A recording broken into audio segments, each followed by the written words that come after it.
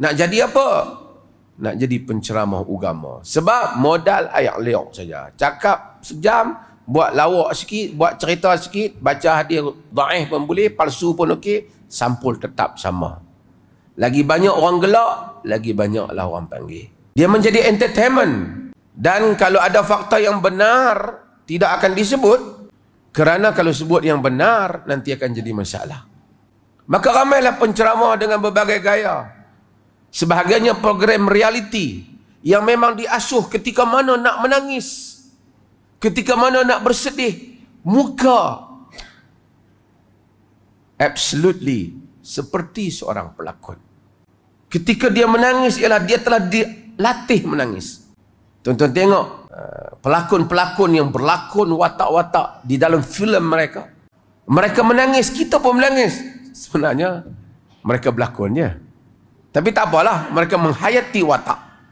Sehingga ceramah agama itu menjadi entertainment. Maka ramai penceramah muncul dalam dunia ini. Saya tak kata kita bagus ataupun orang lain tak bagus. Mungkin kita dan mungkin orang lain juga.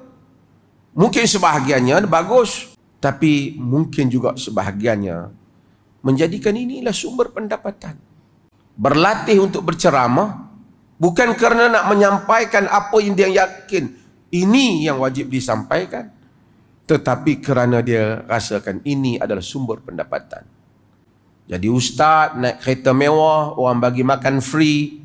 Saya tak kata salah mendapat hal itu. Saya pun dapat makan juga. Tetapi itu bukan igawan kita dalam dakwah. Para anbiya pada hari-hari mereka berdakwah, mereka menghadapi ujian yang besar. Apabila Allah menceritakan tentang Ya'qub, Ishaq, tentang para anbiya alaihimussalatu wassalam, bagaimana Allah mengangkat mereka, apa Allah kata mereka pada surah Al-An'am? Qul, katakanlah, la as'alukum alaihi ajra, aku tak minta daripada kamu habuan daripada dakwah ni. In huwa illa dzikra lil alamin, ia hanyalah merupakan peringatan untuk sekalian alam.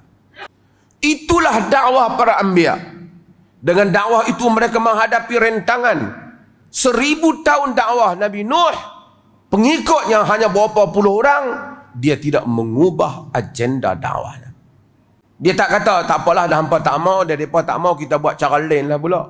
Kita kata hak depa mau. Para anbiya tidak melakukan itu. Para pendakwah tidak melakukan itu. Jikapun Allah memberikan kedudukan penghormatan kepada mereka, bukan kerana mereka mengubah jalan mereka, tapi kerana mereka tetap istiqamah di atas itu.